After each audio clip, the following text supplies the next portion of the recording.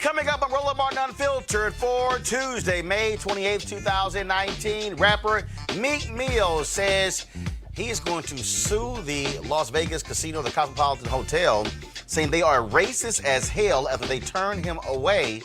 And they haven't explained exactly why. Other rappers are saying, y'all won't see any of us unless y'all deal with this problem. We will fully explain. In Baltimore, the police department is taking heat for calling young people criminals on social media. Well, first of all, it's the idiotic fraternal order police, but we know how they actually respond. Also, newly available body cam video shows a young man in San Antonio, Texas, murdered at home by a police officer. Folks, this is stunning video. The brother was at his house. The cop came with a flashlight looking through his door. And when the brother says, man, what are y'all doing? Shots ring out, killing him. This cop should be indicted for murder. Senator Bernie Sanders knows what's best for African-American children when it comes to education. We'll talk about his thoughts about charter schools and also what lessons Robert Smith taught Morehouse graduates and others about giving back. Also, Lonnie Bunch has a new job with the Smithsonian. We'll break it down. And the first black woman wins at cons. Folks, we've got a packed show. Memorial Day is over. Y'all had barbecue, y'all have had parties. Now it's time for us to bring the funk. The Roland Martin Unfiltered. Let's go. He's got it. Whatever the miss, he's on it. Whatever it is, he's got the scoop, the fact, the find. And when it breaks, he's right on time and it's rolling. Best believe he's knowing. Putting it down from sports to news to politics. With entertainment just for kicks, he's rolling.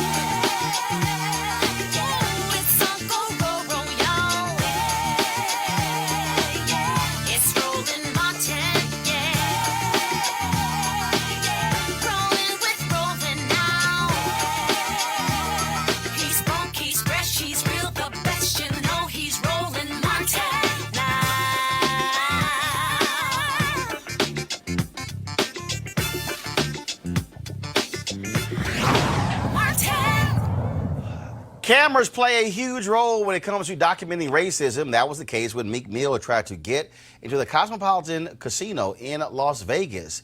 Then this happened. I respect that, but how can you tell me I'm gonna be locked up for trespassing? Hold on. So here's the deal. Yeah. We're a private property. Yes. At this time, with the information we have, we're refusing to do business with you. We have the right to do that. What information? Hold on. So if I come But to your house, but not refusing to do business with me. You telling me I'll be arrested if I don't leave. If I walk upstairs and get something to eat, I'm gonna be arrested for what? What we just said was for being a rapper. We officially trespassed. For what? We officially trespassed. For what though? But what did you officially protest me for? For what? How? Sir. Yes. Who do we get the details from? Because say no more. We out. Let's say no more, man. Our vice president will send me that video. Yeah. We'll get you that information. you don't even have don't know that information. You're making that decision. Yeah, can you get that? Yeah. No. Stop, guys. I'm not accusing you of doing anything, man. All right, we just asked you what day everyone's trying to chip in and put their 2 cents in, right? So again, I wasn't there. I don't know. This is way bigger than me. Obviously, you're somebody. Can you stop recording me? No, absolutely not. Okay. So actually, go ahead, record me. That's fine. As a can we figure out this property? I hereby warn you that you're trespassing on this property. But listen though. As defined by Nevada Revised Statute 207.200. If you do not leave these premises immediately, you will be subject to arrest for a misdemeanor. For what? You're subsequent return to these premises after being duly warned out. Arrested for what? Arrested for what? Do you understand this? Warning. Again. Now, the attorney for Meek Mill is demanding an apology from the Cosmopolitan. Other rappers have weighed in. Go to my iPad, please. 50 Cent posted this. Damn, boy, they wouldn't let Meek in. Ha, ha, ha. I know he was tight. They filed for that. I won't stay at the Cosmo until this is resolved. Also, I'm going to pull up T.I. He also had something to say about this as well. Again, what you're seeing is many of these, this is the video. T.I., this is America. Where being black around hateful redneck police can kill you.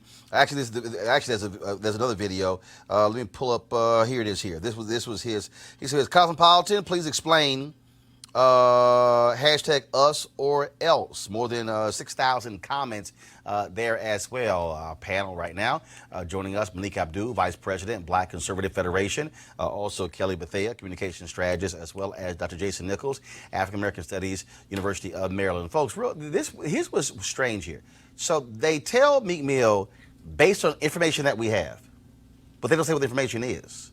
He was going to, it was about 3:30 in the afternoon, he was going to a party there that a DJ was actually holding. But for you to say you're trespassing, but you don't tell somebody why they're trespassing, makes no sense. That's why you have discrimination laws.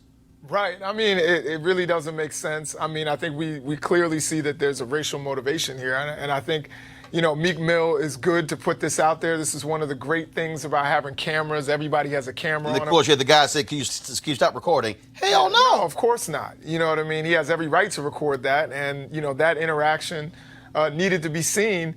And, you know, not just rappers, but regular people need not to visit, black or white, if you see this kind of discrimination happening at a business. We need not support those businesses. And, you know, the Cosmopolitan is you know, just the next in a long line of businesses that have engaged in these practices. Even in Washington, D.C., they try to ban black people without saying they're banning black people. They'll ban T-shirts, they'll ban sneakers, they'll ban other things, trying to keep African-American people out. We need to stand up, and certainly some of the allies, people who say they're allies, need not to support those businesses either. Kelly, again, if you're Cosmopolitan, I mean, obviously, first of all, Vegas is known for a variety of reasons. If folks have been caught cheating or if they've torn up hotels, stuff along those lines. But I would think if you're going to send somebody out there, you might want to tell somebody why you're being banned. No, absolutely. And from the looks of the video, it didn't even look like he knew why he was out there in the first place. It looked like he was trying to like make things up on the fly to like justify Meek Mill not being able to come in. But it's absolutely ridiculous. I still, just from the looks of the video itself, there's no cause for it. Now this is funny here. This is what the hotels told NBC News. Quote, it related to a matter of security, not race. And any reports citing otherwise are false. Quote, we pride ourselves on providing an inclusive environment with zero tolerance for discrimination. Under different circumstances, Meek Mill will be welcome to the resort, but not at the compromise of his personal safety and the safety of our guests. That still doesn't Now, make any sense. now it says, What does it mean? now check this out. So again, according to the hotel, this is NBC. So Henry, go to my iPad, I'm reading here. According to the hotel, the party had reached capacity as dictated by city fire marshals, and prior to Mill's arrival, police had been called on site to manage a larger than usual venue crowd. When it was contacted in advance of Mill's arrival, security staff clarified that he would not be granted access because of capacity issues in accordance with both club and resort policy, the hotel said, adding that this was reiterated to Mill when he arrived. Meek Mill refused to depart property and was then informed that any continued attempt would result in trespassing. Can we go play the video again? I want y'all to actually hear what they told Meek Mill. Listen closely. I respect that, but How can you tell me I'm gonna be locked up for trespassing? Hold on. So here's the deal. Yeah. We're a private property. Yes. At this time, with the information we have, we're refusing to do business with you. We have the right to do that. But what Hold information? on. So if I come But to your house, but not I come- refusing to do hold on. business with me. Listen, You telling me I'll be arrested if I don't leave. If I walk upstairs and get something to eat, I'm gonna be Hold on. arrested for what? What we just said was For being a rapper? We officially trespassed. For what? you. We officially trespassed. For you. what though? All right. He said, based upon the information that we have right now, you be trespassing. Okay, press play. But what did you officially protest me We have the right for? to do that. We For have the what? right to How? trespass you as private property. Sir, Yes. who do we get the details from? Because So we will give Say you no more. information. We Like I out. said, Let's say no more, our man. Let's Vice post it. President, our Vice President will Send me that video. Yeah. We'll get you that information. you don't even have You don't know that information and you information. making that decision. Yeah, can you get that? Yeah. No, stop. Guys, I'm not accusing you of doing anything, man. All right, we just asked No, you what but day did it everyone's happen. trying to chip in and put their 2 cents in, right? So again, I wasn't there. I don't know. This is way bigger than me. Obviously, you're somebody. Can you stop recording me? No, absolutely not. Okay. This So is- actually, go ahead, record me. That's fine. As Yeah, a duly can we- appointed can we- representative can we of the figure owner of this out- property, I hereby warn you that you're trespassing on this Come back to property. me. But listen up. Okay, this is real simple. If it was a crowding issue, you say it. Right. But to say, based upon the information that we've received about you, really, Malik? Really? Yeah, it's clear that there was an obvious communication breakdown from whoever made the decision that he wasn't allowed to the guys there trying to defend it. I mean, it's pretty clear either they did not know or they didn't want to be honest. Whatever the backstory is, I don't know. I imagine it probably has a bit more to do with, well, I imagine it has more to do with, it has less to do with race than we're assuming. I mean, the Cosmo is a popular hotel. I was just there, and the Migos were playing there at the hotel. So it's not like they don't have a history of allowing black people into the establishment. But in this particular case, it may have more to do with the industry in which he's a part of than race itself. But there's an intersection of race and some of the other things. Sure, that but we're looking I at think here. it's not just but plainly. it's not, nobody's saying that it's plainly.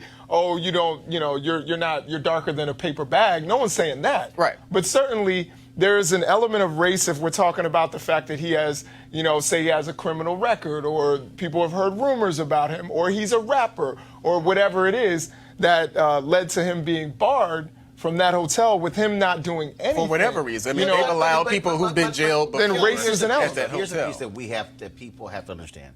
And I'm sure there's somebody who's saying, oh, why y'all making a big deal because of Meek Mill? No, it's because we have numerous examples of African Americans who go to bars, who go to restaurants, Right. who go to clubs, and are denied entrance.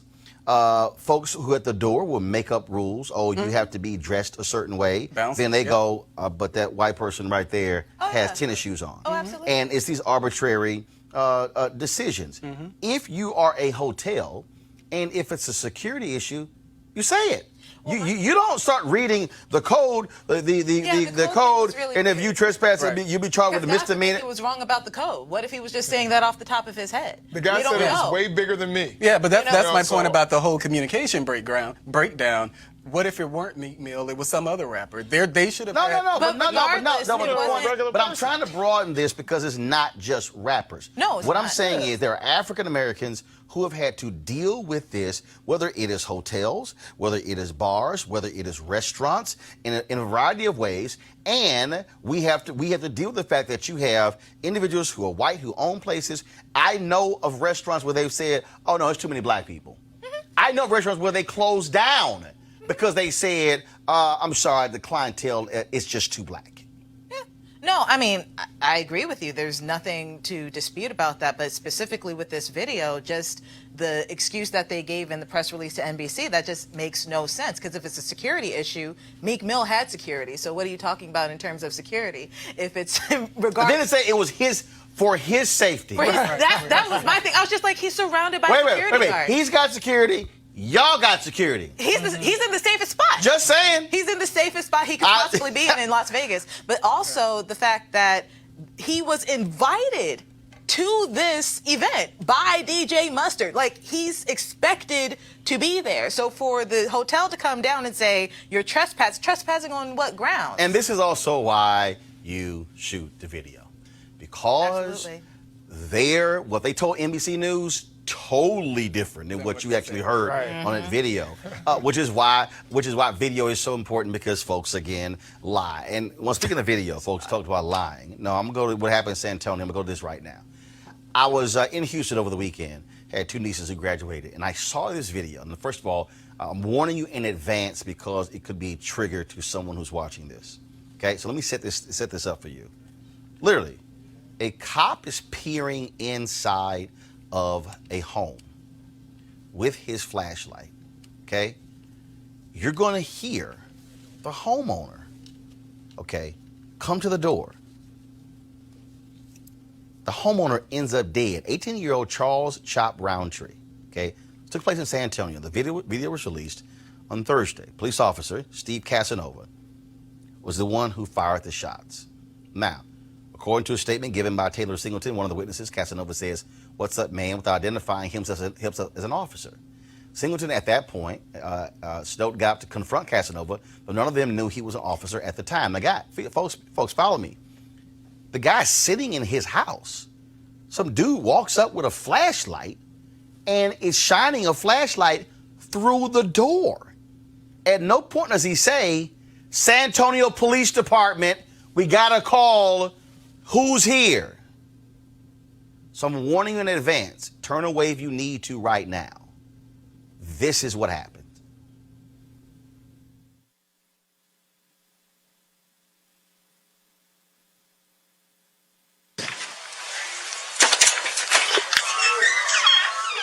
What's up, man? Hey, let me see your shots fired. Watch out, more of the way. 2330. Said shots fired. Get back.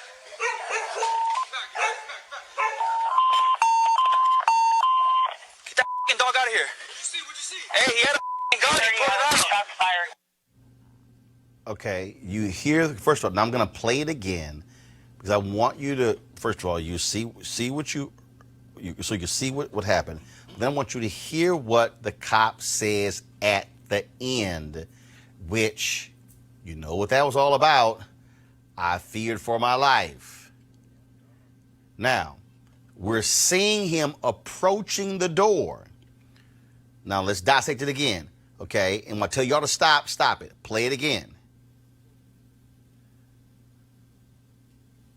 Stop.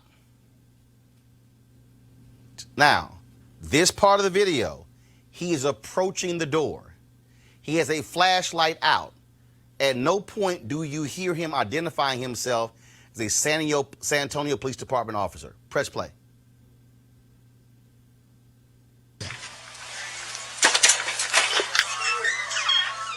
What's up, Stop, man? stop. You hear him knock on the door. You still have not heard him say, San Antonio Police Department. You hear Charles Roundtree, who hears this knock, sees a light. What's up, man? Press play.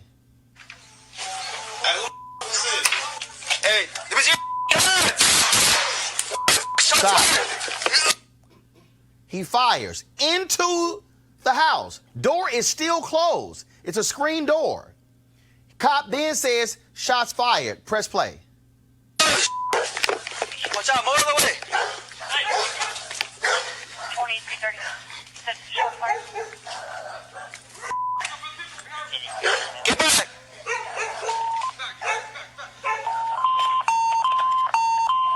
Get that fucking dog out of here. What'd you see? Hey, he had a fucking gun. He pulled it out. Shots fired. He had a fucking gun and he pulled it out on me. He's in his house. He has every right to do that. As a native Texan, the law in Texas says you can protect your property. If somebody is stealing your car in your driveway in Texas, you can come out of your home with your gun, shoot them in your driveway because you are protecting your property. This guy sees a flashlight coming through his door. He hears somebody pulling on the door. If I'm in a house and I got a gun, okay, and I can't wait to hear Dana Lash and Grant Stinchfield, all you NRA Colin Noir, all y'all people who want black folks to have guns. Okay, now first of all, we don't know if Roundtree actually had a gun. Yeah, I didn't. But Can't even- even if he did have a gun, he's sitting in his house. I hear somebody come to my door, I'm gonna grab my gun, say, man, who is this? And you immediately fire shots into a door? Yeah, this is, we've seen this before. We've talked about it here before. You would think by this point there would be no more stories and that we've exhausted the conversation, but clearly that's not the case. Not as long as you have trigger-happy cops. Well, absolutely, you know, and within the time that I actually complete this sentence, Tamir Rice was dead. The officers arrived on the scene and Tamir Rice was dead. So we've seen this before, you know. Hopefully, you know, whatever the investigation leads, you know, there's no reason that someone should be killed by someone who's outside of their house. I mean, because it seems like that's exactly what happened here.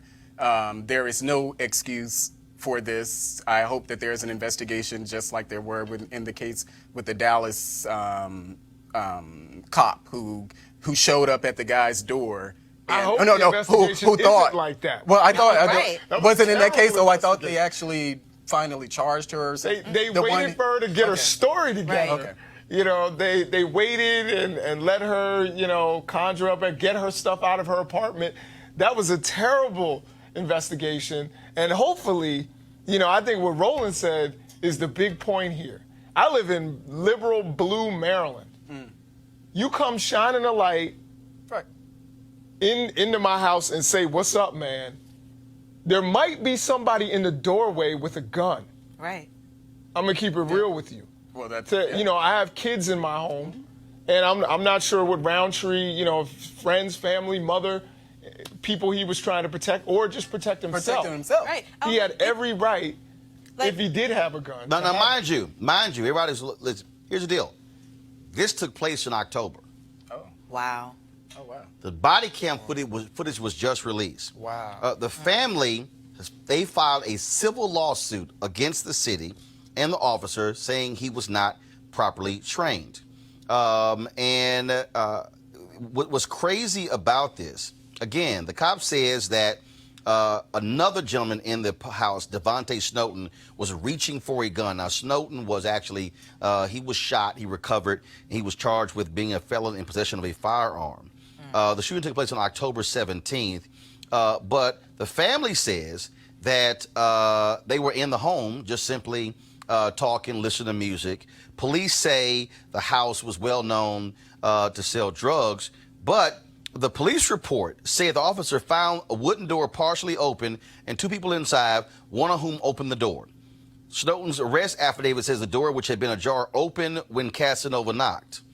And then Casanova said Snowden immediately was immediately hostile towards him, asking, "Who the F are you?"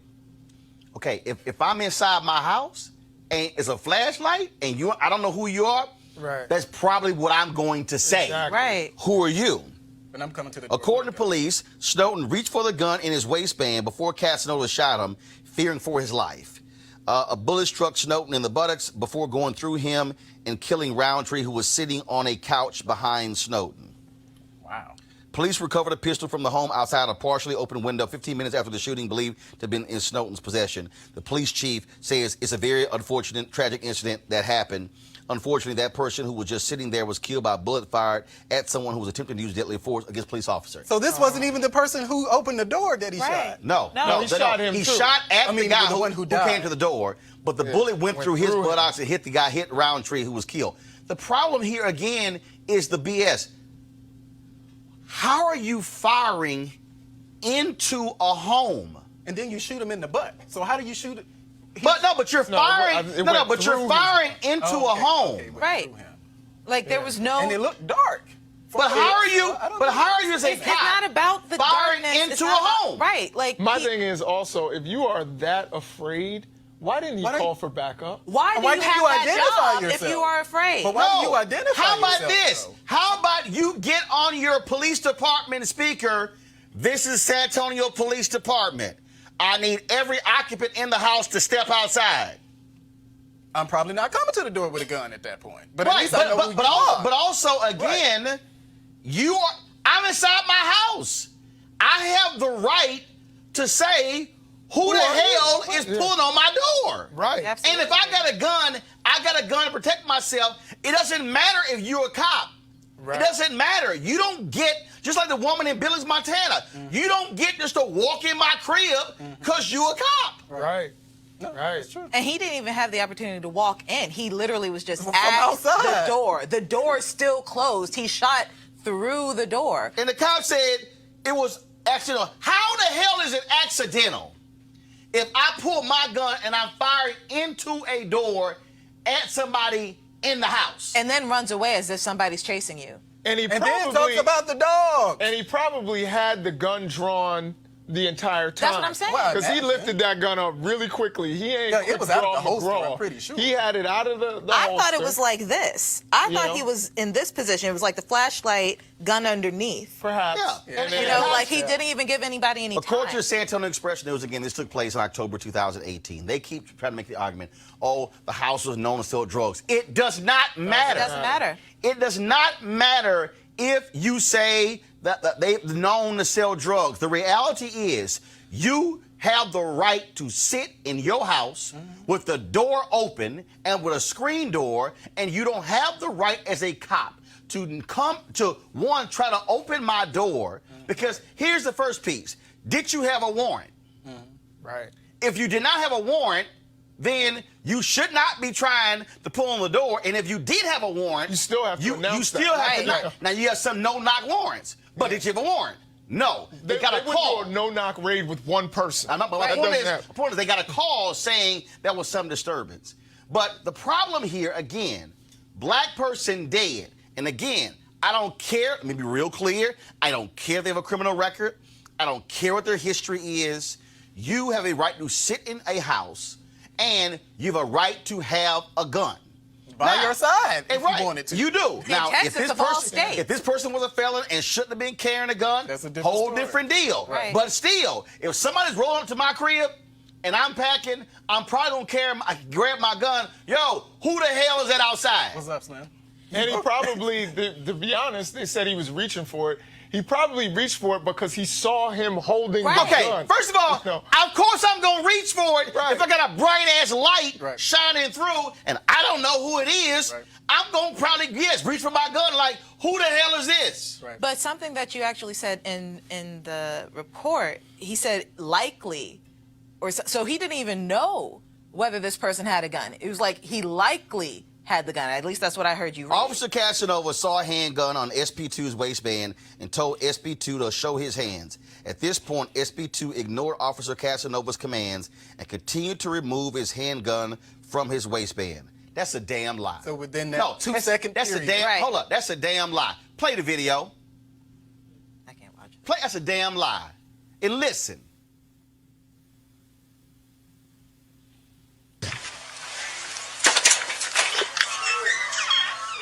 What's up, man? Hey, let me see your shots fired. Watch out, more of the way. Come back. Did any of y'all here put your hands up? Nothing. Within that short period of time that he came to the door, we're probably talking about all of 10 seconds, it seemed like that whole conversation went before the guy was dead. If that. Because I saw him, he stood up. He stood up, obviously, with the gun. He probably stood up with the gun by his side or something. The cop but the lied. idea that the cop was lied. literally No, shooting you can see in that through. video that he didn't have anything on his person yet. He was standing with his hands by his side in the shadow. Yeah, see, I didn't so know if it's he had like that. he drew for what? But he still shot into, he killed, Oh no! he shot regardless, he shot into. into the house. At no point did you hear that cop say, "Don't pull your weapon out." Identify yourself at a minimum. At no point. Anything. At no point did you. At a minimum. The chief is lying, the officers are lying, and the city is lying. And again, I'm reading all these stories, and I'm reading about how well-known drug house. I Doesn't matter. do not care. And in fact, here's what's interesting. There was a case we had. It was a case out of Georgia that dealt with the death penalty. And I remember we had one of the attorneys on the show, and they were trying to keep his brother from being put to death.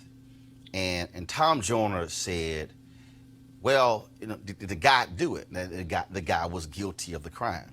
And he said, well, you know, we probably more willing to fight for somebody who didn't do it. And this is what the lawyer said. The lawyer said, no, Tom. He said, where most of our laws have been deemed unconstitutional, it was when somebody actually did it. See, the problem that I think a lot of us have, and I guarantee you there's some people right now who are watching right now who are saying, well, I mean, y'all defending, if you read the story, dude had a long criminal record and they were known to sell drugs. It doesn't matter because you have the right to sit in your home and not be killed by cops. Cops must identify themselves no matter what the house is. That's why there's a thing called the United States Constitution. That's why you simply can't just strip search somebody. You can't just shake them down. You can't just pull them over hoping they have a warrant just to be able to search their car. No, you can't do those things. The rights of people exist whether or not you're somebody who has done nothing or whether you have a criminal history. In this case, there's no way that this cop should not have been charged with murder because that's exactly what this was. I agree. And I'll tell you this, I never heard of a trap house that leaves the door open. Right. You know, just keeping it real with you. Like if you trap it, you want to keep the door closed because you don't want robbery or any other thing like that. It was at night. And people Maybe aren't these just things chilling in the trap house either. What we're seeing, folks, what we're seeing is bothersome because what we have to understand is it keeps happening to us. I played this video earlier. It was on I believe, was it T.I.'s page? I think I played it. This video also made its rounds. Henry, go to my iPad. The same video here. Shut your car off. You gonna shoot me? Got a gun. Where? Gun. Where? Shut the car Where? off. Where? My hand in the air. Shut the car off. Shut Nah, hey, come shut the car off. I ain't moving my hands. He trying to shoot me. He trying to shoot me. Shut the car off. Nah, I ain't moving. No, my hand in the air. Shut the car off. My hand in the air. My hand in the air. My hand in the air. My hand in the air. Need units at Midland Heights. My hand in the air. My hand in the air. All you gotta do is drive off. What I was doing? What was I doing? What was I doing? My hand in the air.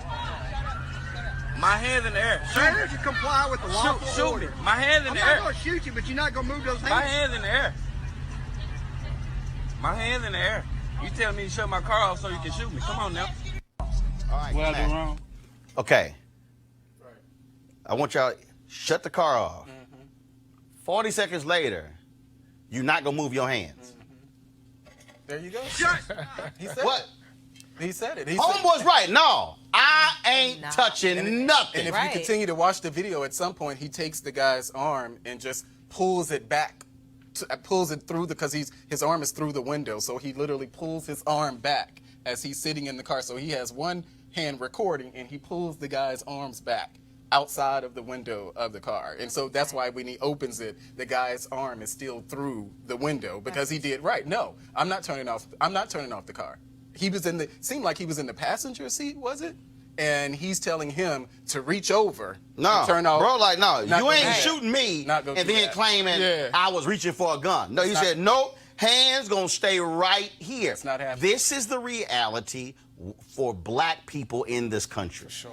And even, so when white folks say, well, why didn't you just comply? That brother right there saying, no, I'm not gonna comply with your lawful order Right. because that might get me killed. Exactly. Right, and those are the things that we need to be mindful of. You know, a situation like this. You know, we don't know what led up to it, but the guy's literally in his car. I mean, I watched it. I generally don't watch these type of videos, but I watched it and I was saying to myself, wow. I mean, if I were in that position, I literally would do the same thing that the guy did. Nope, not going to turn off the car. And the guy tells the other officer, the guy who was in the car tells the other officer, no, you need to come turn off the car because I'm not turning off the car. Like the fact that that we are seen as threats. We are black men are seen as threats and our women are seen as There's another video I'm trying to find where this officer has his gun drawn and this guy same thing. The brother's like, why are you pointing your gun at me, dude? Right. What? He's in the passenger side. I mean, and again, for people out there who love to just say, you know, again, you should just comply. No, the reality is Terrence Crutcher was walking slowly, had his hands up, and still got shot and killed because Betty, whatever her name is, she panicked. The other cops, nobody else shot except her. Right. Okay, not a taser, but you shot to kill, and that's the problem because you can't rebound from death. John Right. Crawford, the guy I think You he was the can't, one in Walmart, Beaver Creek, Ohio, John Crawford III. Yeah. You can't come back from death. In a place that sold This ain't guns, Lazarus. He was walking around with a gun. In a place that sold guns, he was walking And it around. wasn't real. It was a BB gun, right? Yeah. Oh, and this is what I explain to people. This is what it means to be black in America when you're dealing with these cops, and that's why, to me, it's absolutely sick when you have these nutty police officers out here, like the ones in Baltimore. Folks, the Baltimore Police Department came under fire on social media this weekend after a post calling some young people criminals after they arrested several people while responding to a large gathering at the Inner Harbor. Union President Sergeant Mike Mancuso tweeted, quote, "To our officers at Harbor tonight, protect each other and don't fall into the trap that they are only kids. Some are criminals. Keep the current policies and consent decree in mind. If ordered to arrest, put the name of the on-scene commander in all reporting." In a Facebook post, the American Civil Liberties Union of Maryland responded to that statement, saying it was unacceptable. Again, that's what you're dealing with when you talk about police officers in this country, and we're supposed to somehow say, oh no, everything is good, everything is well, we really shouldn't say anything. Well, guess what? That's why we focus on this show and we say what needs to be said. All right, folks, time for us to go. You want to make a comment? Oh, yeah, I do. And why is it that it's the ACLU, it's Roland Martin, it's other people that have to call this out? Where are all these good apples? Where are the good police officers? Look at those good apples. Where are the good apples who are supposed to be calling this out and saying this is unacceptable? Yeah, where the pro-lifers? Right. Right. But I'll just add very quickly, though, I generally don't think that it's a good idea for any officials to use this type of language because it's hot. I said the same thing when Barack Obama called the people in Baltimore thugs. So it's that same mindset. It's not, even though, white people, we can say what we want to say about them, but when Barack Obama made those comments calling those kids in Baltimore I'm not sure how thugs, Barack Obama got into the conversation, well, but what I will say because is I'm not saying white them. officers or black because officers. it's how I'm he saying views officers. them generally. So it crosses, as far as I know, we focus a lot on, well, this is how white people feel. 60% of But the that was Baltimore Barack Police Obama Department made is that. black. Right, So but Barack they've had- Obama made those statements about the guy. So this Well, view he's not of anymore. black I'm talking people about as police threats. officers. Kelly, go ahead. In regards to the tweet, when he mentioned the consent decree, I just wanted to know, what are we, like 3-4 years out since the consent decree came down? What exactly has the Baltimore Department done? And I don't even know what he was saying. Advocate. Yeah, he was just like, what he was saying is put the commander's name down because you don't want to get in trouble in the consent I saw decree. that. I didn't Right. Well, first of all, it's Fraternal Order Police. That's no shock. All right, folks, going to go to break. We come back. We're going to talk Senator Bernie Sanders in charter schools. We'll be back on Roland Martin Unfiltered in just a moment. You want to check out Roland Martin Unfiltered? YouTube.com/Roland S. Martin. Subscribe to our YouTube channel. There's only one daily digital show out here that keeps it black and keep it real. It's Roland Martin Unfiltered. See that name right there? Roland Martin Unfiltered. Like, share, and subscribe to our YouTube channel. That's YouTube.com/Roland S. Martin. And don't forget to turn on your notifications so when we go live, you'll know it. Hey guys, they're back. MarijuanaStock.org has another great investment opportunity. If you were lucky enough to invest in their last crowdfunding campaign, you know they raised a lot of money in just a few months investing in legal marijuana farms. Those initial investors now own shares of a publicly traded company, and they are certainly on fire. Now, last time, of course, many of you missed this, and now here's an opportunity. They have a new investment opportunity that is as good, if not even better than the last one. I'm talking about industrial hemp-CBD. For those who don't know, the hemp plant is a cousin to marijuana with a much higher concentration of CBD, which means hemp-CBD gives you all of the medical benefits of marijuana without getting you high. Now, until recently, hemp farming was practically illegal in the U.S. and heavily regulated by the DEA. However, the 2018 Farm Bill recently passed Congress, making it legal to grow hemp-CBD in the U.S. and creating one of the largest commodities worldwide. Now, folks, they need land to grow all of the plants. This makes for an incredible investment opportunity. And that's where our good friends at 420 Real Estate come in. Their business model is simple. They buy land that supports hemp-CBD grow operations and lease it to licensed high-paying tenants. That's right. They are hemp-CBD landlords. And you can get in on the action. Now, you can invest in this crowdfunding campaign for as little as $500 up to $10,000. Now, like I said, you cannot miss out on this opportunity. You should invest by going to marijuanastock.org. That's marijuanastock.org. You can get in the game, and you can do it now.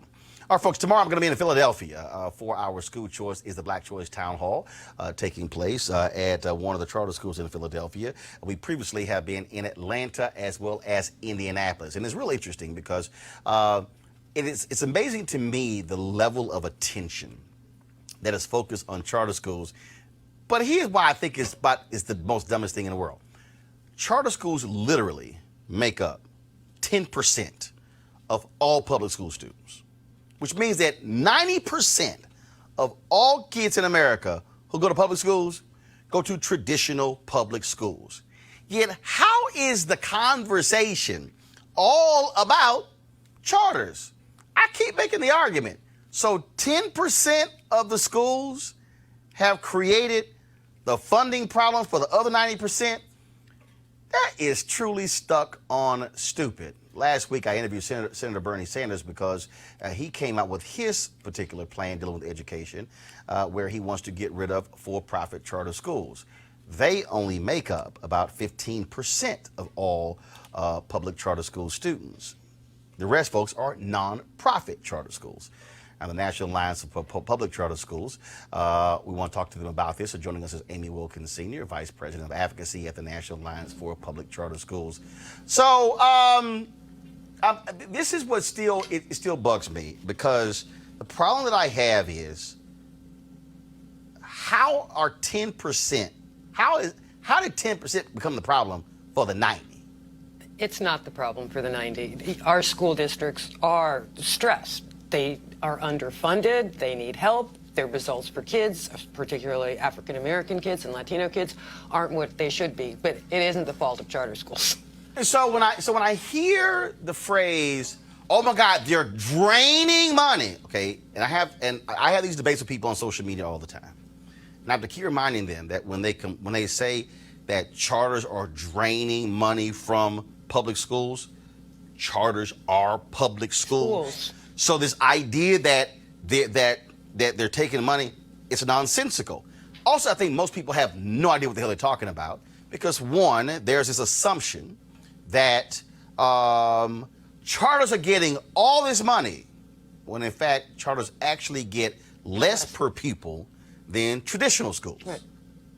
Yeah, when a family moves out of a school district to go to a better school. If I moved out of D.C. so my son could go to school in Montgomery County, D.C. would lose that same money too, right? But if I stay in place and find another school in the public school system, just like if I left my church and went to another church in the same diocese, I leave the church, I take my pledge with me. Okay, hold on. I want you to run past that, because again, this is what I think people don't understand. It stays, the money stays in the system, is what I'm saying. If there is a child that is in the Chicago public school system, and that family moves to the south suburbs, that money is allocated per pupil, does not stay in the Chicago public school system. It goes to the suburban area. Exactly.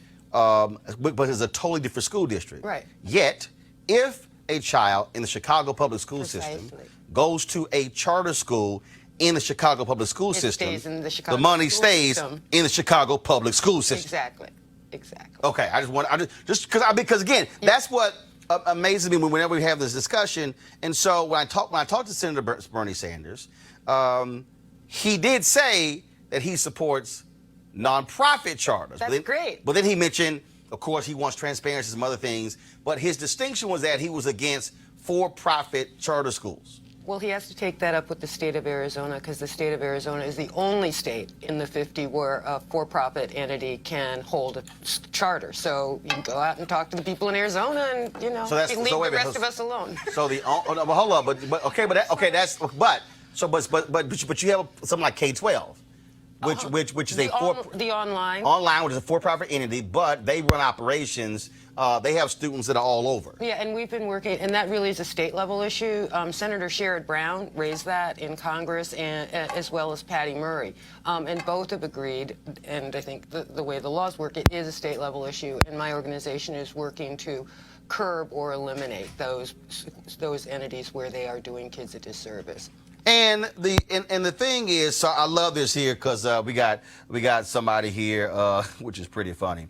iRobot 107A. Roland Martin is being paid by charter school libraries. His show is broadcast from charter school offices. This is bad journalism. Well, actually, we actually pay for the office space.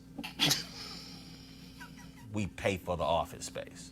Got him. And see, like, literally pay for it. Oh, my God. All of it. Every month. No charity. Pay for it. Just so you can stop lying. And here's the deal. This somebody's like, oh, you don't disclose. Oh, I've been very clear and open and transparent. Anybody can Google me. Am I on the board of 50 Can? Yep. Was I previously on the board of Students First? Yep. And your point, will I advocate for charter schools? Damn right. Why? Because I want black people to be in charge of the education of black children. And this is what gets me, Doc.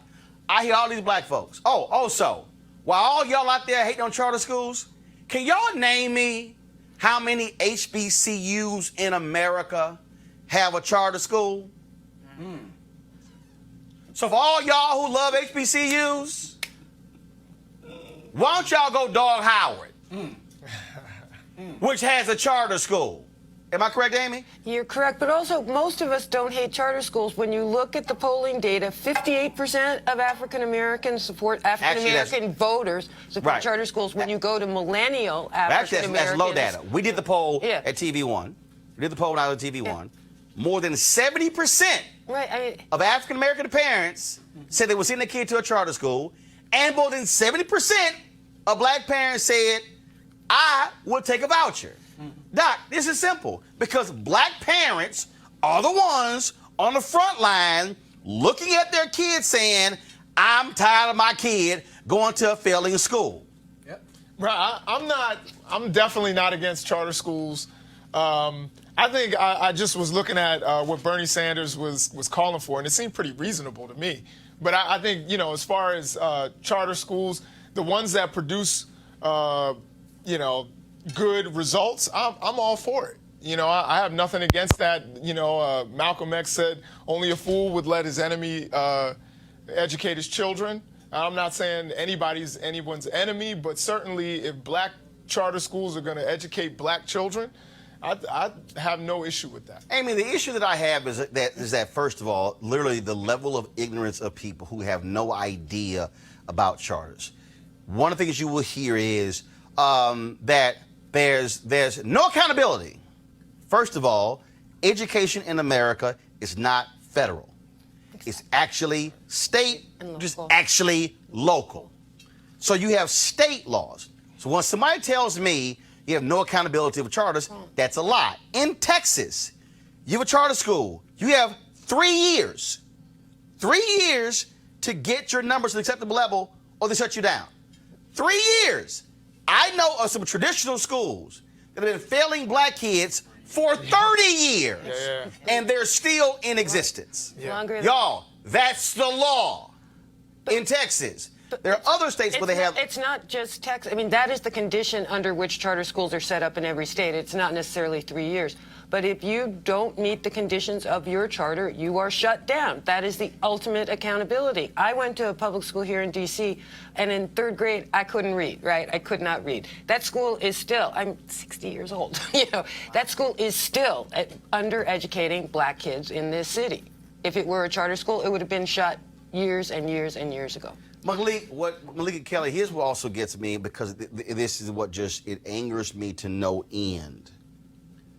That you have folks who fight for failure. They also believe that money is the answer to this issue when they haven't even bothered to ask, how is the money allocated?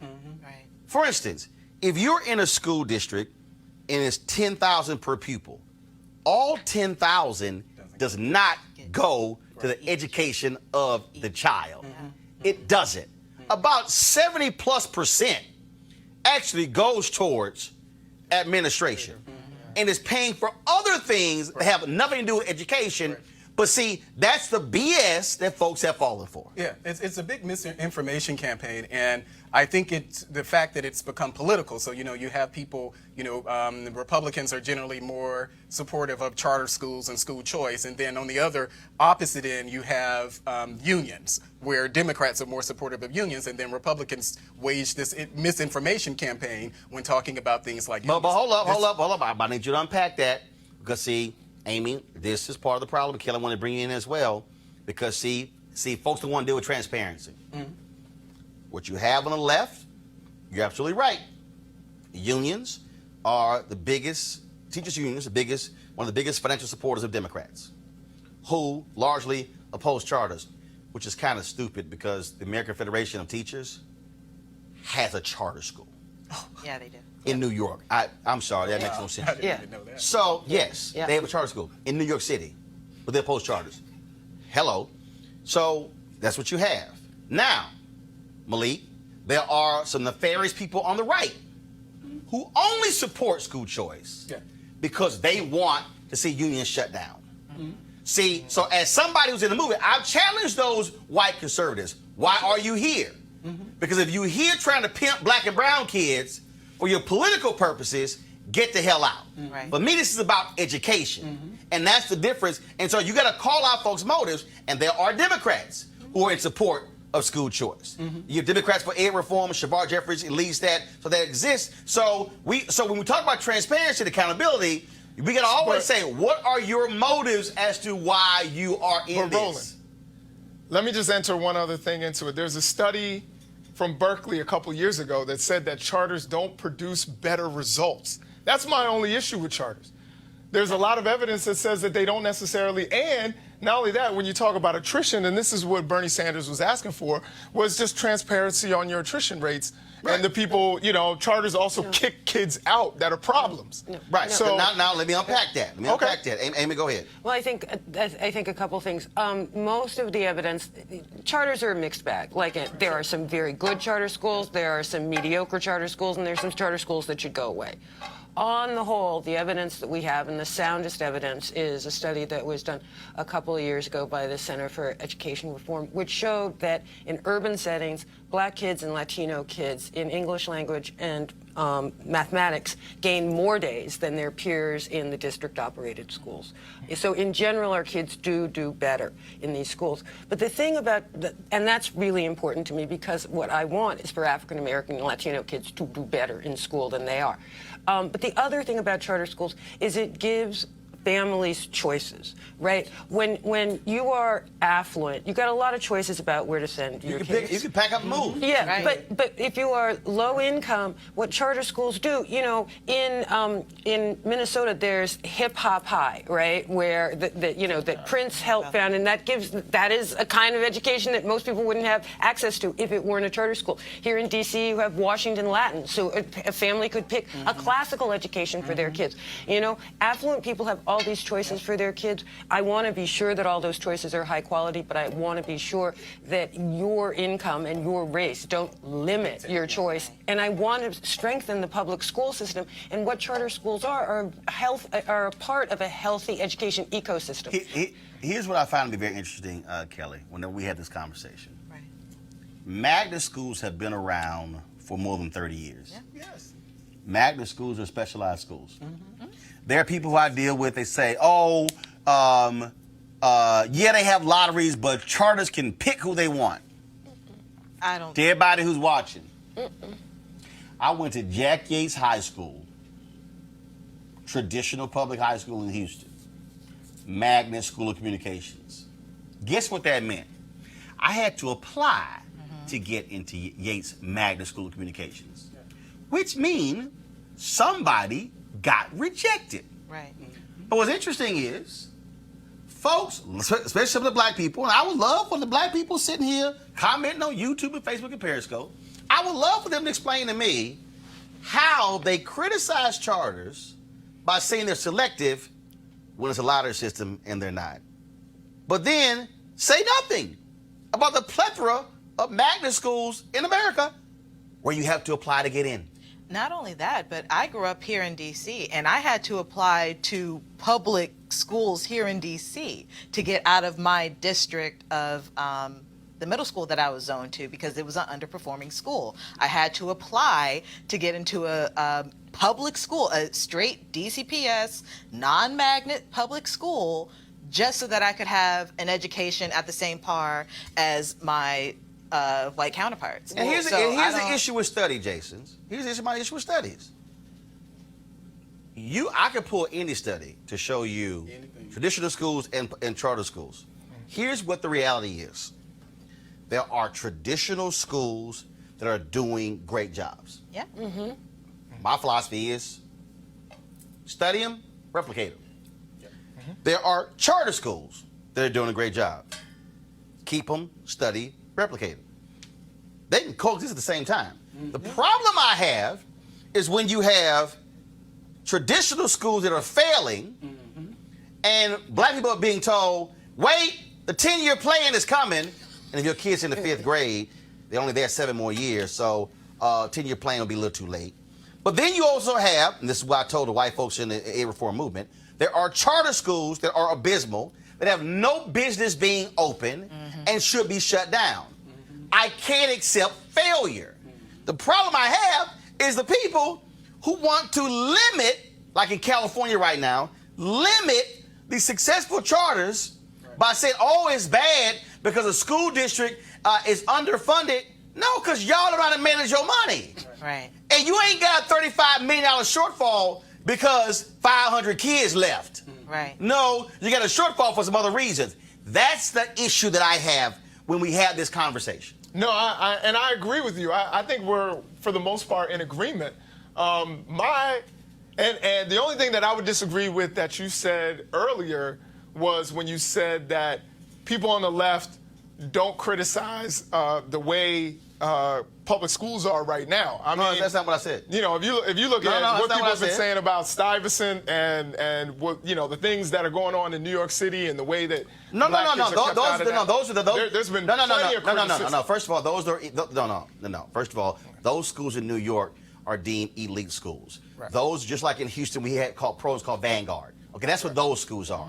I'm talking about you have districts where you have 20, 30, 40 magnet schools, but where it's become accepted. And what people say is, well, the magnet school, they're under the school board, so there's still control over it.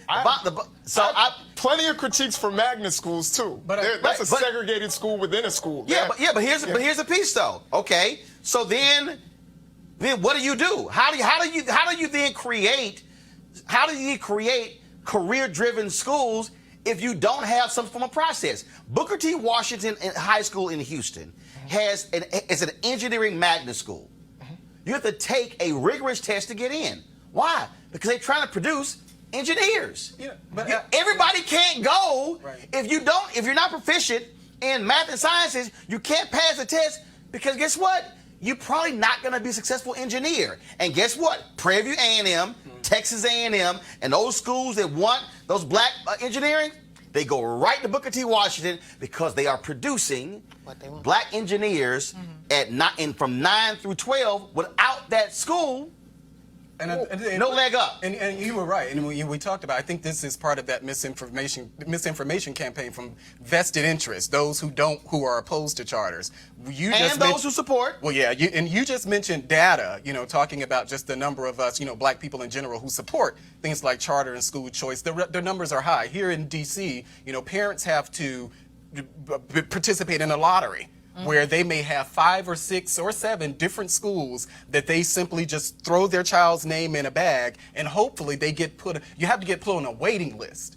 You have to get put on a waiting list, and you may end up at number 70 on one waiting list. New York City, there are 20+ thousand families on a waiting list to get into the top charter schools. So how can you not have choice? 20,000. There are 5 million kids around the country whose parents would prefer to enroll them in a charter school if there were space. Kelly, the thing that, again, what is just is killing me is that our kids are the ones getting screwed. Because you have a situation where it's the topic is really polarizing, but on those two polls you have these vested interests, and neither of them really are in the best interests of our children. So we need to come to a conclusion where we meet in the middle and see. Actually, go ahead. No, like, we need to meet in the middle, and we need to see what's working for both like just straight public schools and straight charter schools, and just come to a conclusion where we can actually create schools in both categories that'll be beneficial for our children. Here's the deal here. Here's the deal here. I'm not meeting in the middle. No. I'm not meeting. You should have choice. No. Let me be real clear. I'm not meeting in the middle. I only give a damn about children. What works for kids? I only give a damn about what works for kids. In this city, Washington, D.C., again, for all y'all folks who want to comment, please answer this. In Washington, D.C., oh my God, if you have these charters, it's the death knell of the school system. Right now, in Washington, D.C., half of the district are traditional schools, half are charters. Still exists. Hasn't died, hasn't been killed, oh my goodness. No, they coexist. Why can't we have, because I say this too, and again, people get mad at me because you talk about private and public. Here's the reality. We have state university. You teach at a state university. You coexist in a state with private colleges. You coexist with HBCUs. University of Maryland. Now, granted, you got the lawsuit going on there. Larry Hogan, damn that $100 million settlement you want to give. It should be $2 billion to the HBCUs. But the problem that I have, again, is we act as if there's only one delivery system to educate a child, when we literally have a nation where there's traditional public, there's charter, there's magnet, there's homeschool, there's online school, there are technical schools. There are multiple ways, but when we are trying to control it, oh, no, bad idea. So that's the issue I have. So, again, I'm not in disagreement. My only thing, again, is so I did a little bit of work with Kipu Moja, which is in Baltimore, in the Park Heights area, food desert, low-income community, and shout out to Park Heights.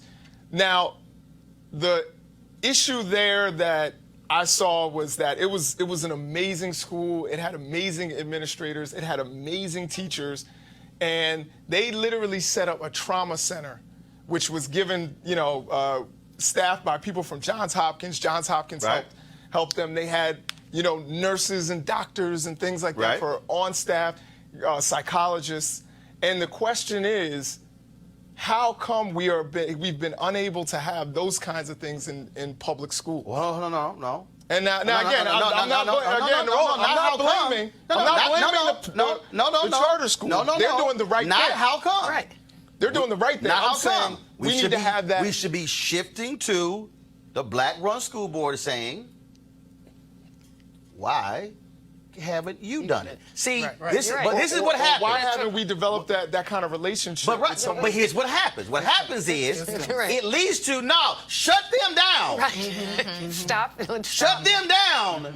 But that's not my argument. No, I know that. But I'm talking about, I've heard all these arguments. It literally, shut them down so we can do it over here. I'm going, wait a minute, why can't that exist and you do it over here? Everywhere where there are kids. What they have they're allowed, and just replicate it. That's what I don't understand. Amy, go ahead. No, that is one of the points of charter schools, is charter schools are supposed to be nimble, are supposed to be able to respond to the needs of the communities in which they're located. And then it's, we develop the model, we show you the model, we work the kinks out. Then you have an easier path. You district-operated school, because we did all the sort of beta work on it. Now here we show it to you. It is on the school district to say, oh yeah, that works, let's do it. And guess what, folks? This is real simple. If a traditional school is killing it, there will not be a need for a charter school. See, that's what it boils down to.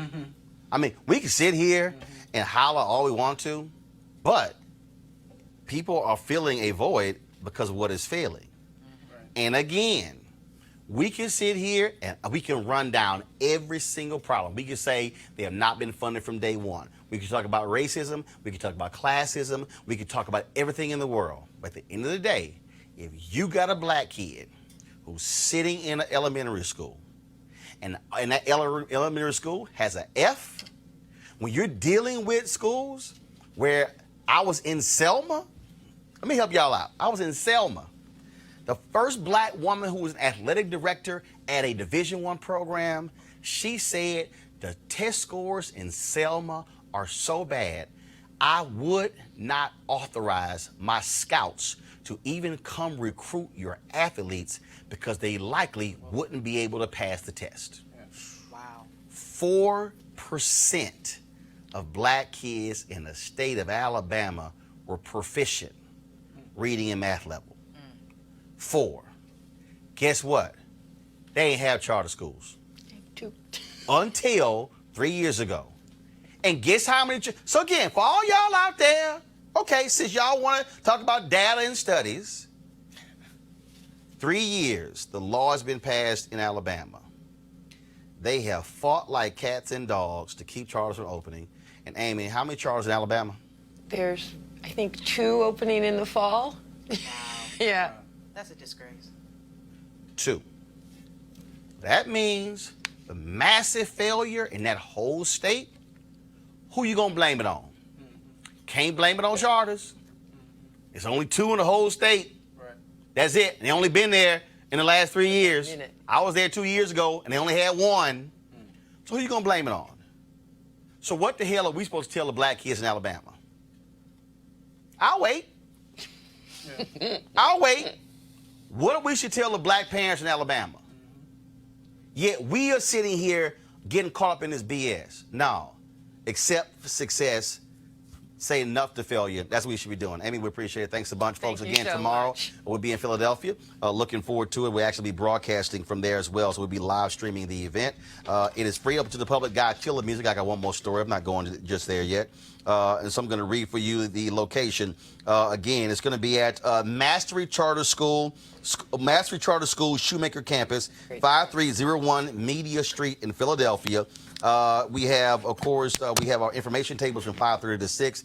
The panel will be from 6 to 8. Dr. Steve Perry will be joining me for a one-on-one conversation as well. And then we'll have more of our information after that. So again, we'll be broadcasting from there 6 to 8 tomorrow, answering those questions. Gotta give a shout out right now, folks, to Lonnie Bunch. He, of course, is the brother who led the building of the National Museum of African American History and Culture. He's the founding director. Well, guess what? He has a huge new job. He has been named the 14th Secretary of the Smithsonian Institution. That means that Lonnie Bunch will now oversee 19 museums, 21 libraries, the National Zoo, numerous research centers, and several education units and centers as well. And so big congratulations to Lonnie Bunch. Folks, also on Saturday, French Senegalese director Mati Diop became the first black female director to win an award in the Cannes Film Festival. 72-year history. She also was the first black woman to ever have a film accepted for competition at the festival. She took home the Grand Prix Award, which is the equivalent of a silver third-place prize for her film Atlantics.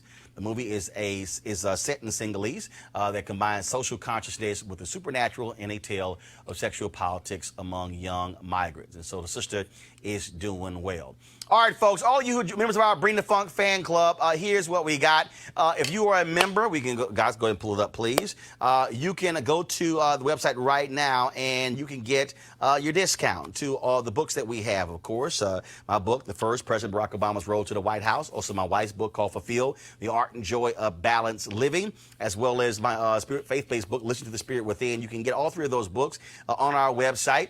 And again, if you are a member of the Bring the Funk fan club, you should already have your code. If you don't, that means you ain't a member. And so what you should do is you should, of course, go to RolandMartinUnfiltered.com. to join our Bring the Funk fan club. And again, the discount code is only for members of the fan club. You should have gotten an email. If you have not gotten one, shoot me an email. We'll also double check that. The discount for all of our fan club members is 10% on all of those books. And you can, of course, apply that at the discount code when you check out. So go to, again, RolandSMartin.com /shop, RolandSMartin.com /shop for you to purchase those books. And again, you don't have to be a member of the fan club to buy those books as well. Every book that we sell through the website, personally autographed by the authors, and so you definitely want to get your copy. All right, folks, we got to go. I'm going to see you guys again from Philadelphia tomorrow. We'll be back in D.C. On Thursday. All right, you have a great one. Holla!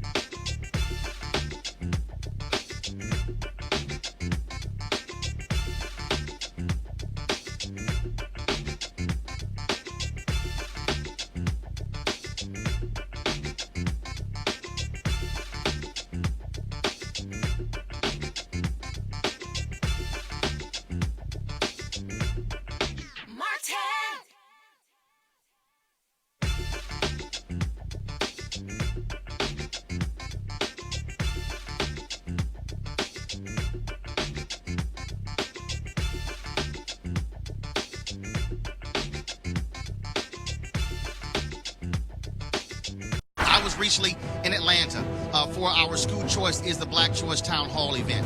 There was an elementary school in Atlanta, folks. This is a black elementary school.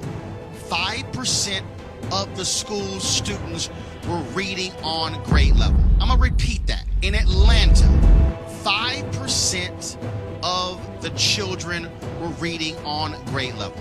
So you then have to ask the question, what's gonna happen when they're in middle school? What's gonna happen when they are in high school? Will they ever be able to catch up? Will they be consigned for the entire life of being behind? You want to check out Roland Martin Unfiltered? YouTube.com/Roland S. Martin. And subscribe to our YouTube channel. There's only one daily digital show out here that keeps it black and keep it real. It's Roland Martin Unfiltered. See that name right there? Roland Martin Unfiltered. Like, share, and subscribe to our YouTube channel. That's YouTube.com/Roland S. Martin. And don't forget to turn on your notifications so when we go live, you'll know it. Hey fam, want to check out Roland Martin Unfiltered? The blackest show on all of digital, cable, and broadcast. Check out our audio podcast. There's only one daily digital show out here that keeps it black and keep it real. It's Roland Martin Unfiltered. Press play. You want to support Roland Martin Unfiltered? Be sure to join our Bring the Funk fan club. Every dollar that you give to us supports our daily digital show. There's only one daily digital show out here that keeps it black and keep it real. It's Roland Martin Unfiltered. Support the Roland Martin Unfiltered daily digital show by going to RolandMartinUnfiltered.com. Our goal is to get 20,000 of our fans contributing $50 each for the whole year. You can make this possible. RolandMartinUnfiltered.com.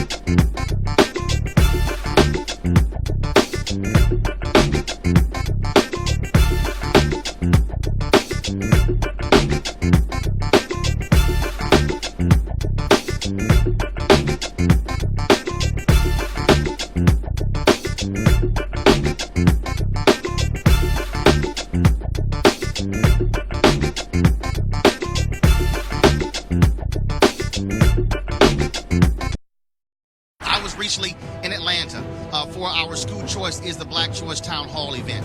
There was an elementary school in Atlanta, folks. This is a black elementary school. 5% of the school's students were reading on grade level. I'm gonna repeat that. In Atlanta, 5% of the children were reading on grade level. So you then have to ask the question, what's gonna happen when they're in middle school? What's gonna happen when they are in high school? Will they ever be able to catch up? Will they be consigned for the entire life of being behind?